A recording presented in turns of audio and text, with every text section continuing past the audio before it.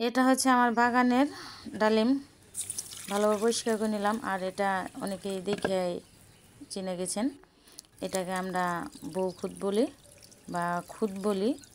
এই খুদটা মানে ভাজি করে বিরন করে ছোটোবেলায় দেখেছি, ছোটোবেলায় খেয়েছি, অনেক বছর ধরে খাওয়া হয় না এই খুদ বিরান।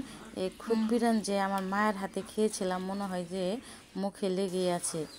আর কাঁঠাল দিয়ে খেলে কিন্তু খুব ভালো লাগে।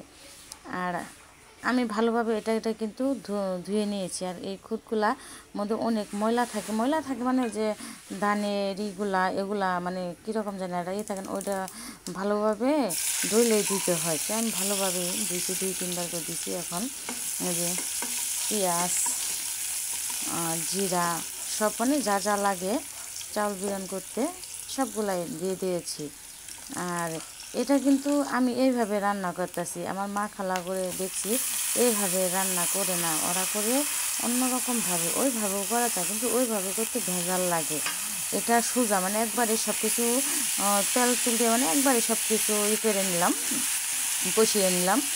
আর ওরা কি করে এই খুদ বিরানটা আগে পানি দিয়ে ধুয়ে সাইরা সুন্দর করে পানি দিয়ে কাঁচামরিচ পেঁয়াজ দিয়ে বসিয়ে দিলে যখন হয়ে আসবো তখন যে তেলানি দেয়, তেলানি বা বাগার দেয়, ওই রকম ওইটাই কিন্তু বেশি মজা লাগে। এটাও মজা লাগে কিন্তু এটা অন্যরকম মজা লাগে। তো এইভাবেই মানে ভালোভাবে কিন্তু এটা করে একটু নাড়াচাড়া দিয়ে নিচ্ছি, স্বাদ মতো লবণও দিচ্ছি। আর এইখানে কিন্তু মানে মশলা যে মশলা বাটা রসুন পেঁয়াজ কাঁচা সরি মানে বাটা মশলা না দিলেই ভালো হয়। এই যত মশলা কম দিবে ততই কিন্তু এটা মজা লাগবে। আসলে আমি ভুলে গেছি কীভাবে রান্না করে জানি না, কিন্তু আমি আমার মতো করে করতেছি।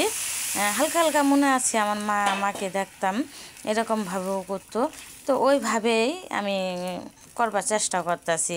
আর ভাবতাছি আসলে আমি তো এর আগে দেখি নেই যে মানে খুদ বিরান মানে এইভাবে করতে হয়, আমার মানে জানা নাই।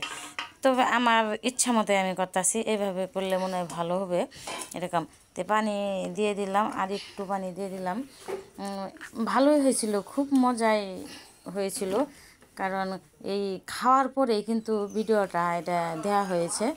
আর এই দেখুন অনেক সুন্দর হয়েছে। বেশি খুদ কিন্তু দেওয়া হয় নাই, কারণ আমার ভিডিওগুলো যারা দেখেন জানেন যে আমরা খুব ছোট্ট ফ্যামিলি, আমরা মা ছেলেই খাবো।